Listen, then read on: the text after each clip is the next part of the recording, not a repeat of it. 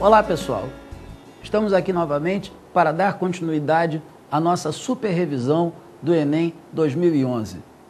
Lembrando que todas as aulas que você assiste aqui no nosso canal 7 podem ser baixadas na íntegra em www.c7s.com.br. Meu nome é professor Cláudio Neves e hoje nós vamos abordar linguagens, códigos e suas tecnologias na área de competência número 5 e habilidade 16. Competência de área 5. Analisar, interpretar e aplicar recursos expressivos das linguagens, relacionando textos com seus contextos, mediante a natureza, função, organização, estrutura das manifestações, de acordo com as condições de produção e recepção. Habilidade 16. Relacionar informações sobre concepções artísticas e procedimentos de construção do texto literário.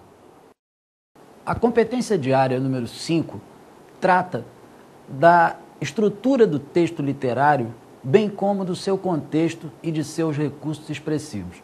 Ou seja, traduzindo isso numa linguagem mais fácil.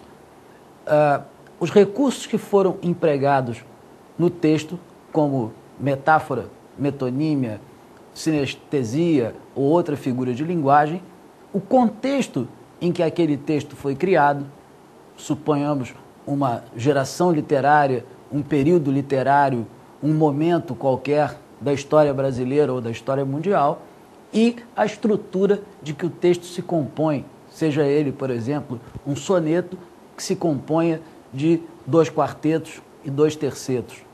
Então, é uma competência de área que trata de recursos expressivos, estrutura do texto e contexto daquela obra literária.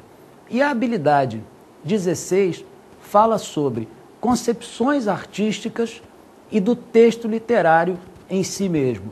Ou seja, como o autor concebe a beleza, como o autor procede dentro do texto para alcançar os objetivos aos quais ele se propõe. Dentro do que nós falamos sobre a área de competência número 5 e a habilidade 16, vamos ver uma questão através da qual eu tenho a certeza que você verá isso tudo muito claramente.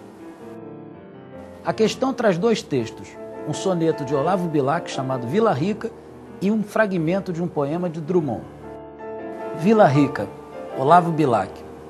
O ouro fulvo do ocaso as velhas casas cobre, sangram em laivos de ouro as minas que a ambição na torturada entranha abriu da terra nobre, e cada cicatriz brilha como um brasão. O Ângelus plange ao longe em doloroso dobre, o último ouro do sol morre na cerração, e austero, amortalhando a urbe gloriosa e pobre, o crepúsculo cai como uma extrema unção. Agora, para além do cerro, o céu parece feito de um ouro ancião que o tempo enegreceu, e a neblina, roçando o chão, se cia em prece como uma procissão espectral que se move. Dobra o sino, soluça um verso de Dirceu. Sobre a triste ouro preto, o ouro dos astros chove. Carlos Drummond de Andrade. Ouro preto, a se desprender da sua história e circunstância, é agora ser de beleza, completo em si, de todo imune ao que inflige o ser humano. Comparando-se os versos de Drummond aos de Bilac, pode-se afirmar corretamente que ambos os poetas, item A, mostram o efeito negativo da cidade sobre seus habitantes. Item B, estabelecem um mesmo tipo de relação entre Ouro Preto e seu passado. Item C, revelam-se indiferentes ao passado histórico da cidade. Item D, referem-se à ação construtiva do homem sobre Vila Rica. E item E, apresentam a cidade histórica transfigurada pela percepção estética. Como podemos perceber pela leitura dos textos, a questão nos propõe uma semelhança entre os dois. O primeiro, um soneto parnasiano do poeta Olavo Bilac, chamado Vila Rica, que faz alusão à cidade de Ouro Preto.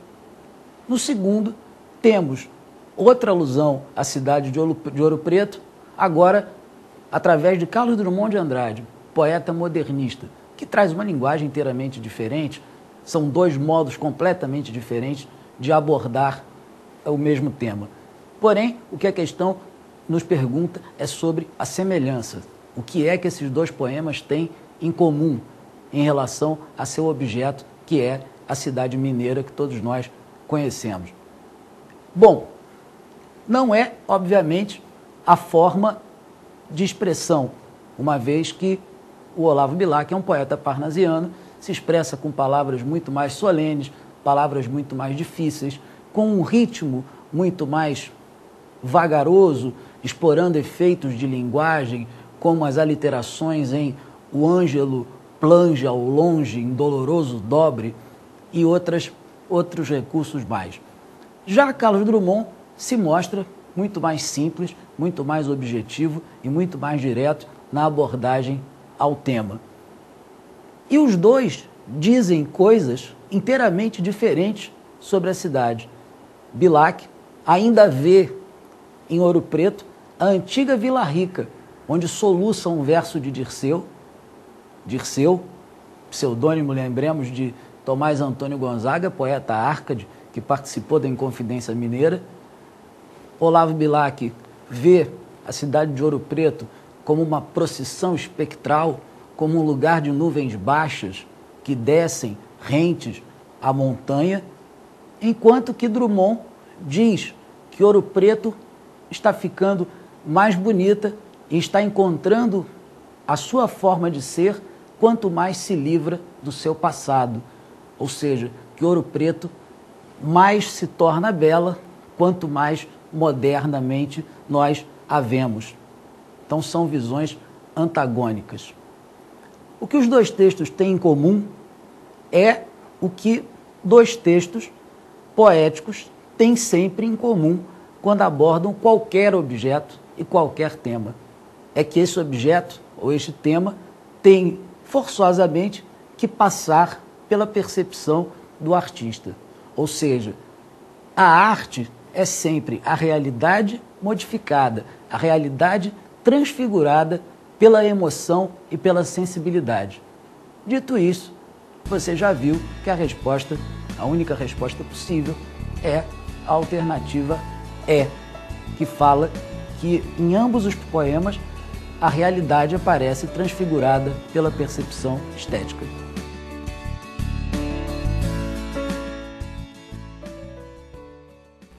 Bom, pessoal, como nós vimos, é importante que você esteja habituado a comparar textos. O Enem cobra sempre essa comparação entre textos, inclusive textos de diferentes espécies. Na nossa questão, a comparação se dava entre dois textos literários, mas há questões em que você terá de comparar um texto literário a um texto não literário ou dois textos não literários, como um anúncio e um trecho de jornal, por exemplo. Então, lembre-se, sempre esse tipo de comparação, interpretação de texto, e isso depende muito também do grau de leitura que você tem, do tipo de leitura que você tem. Procure se informar e se manter em condições de resolver esse tipo de questão. Tá bom? Lembrando que o conteúdo das nossas aulas pode ser baixado na íntegra, sempre em www.c7s.com.br. Eu sou o professor Cláudio Neves e até a próxima.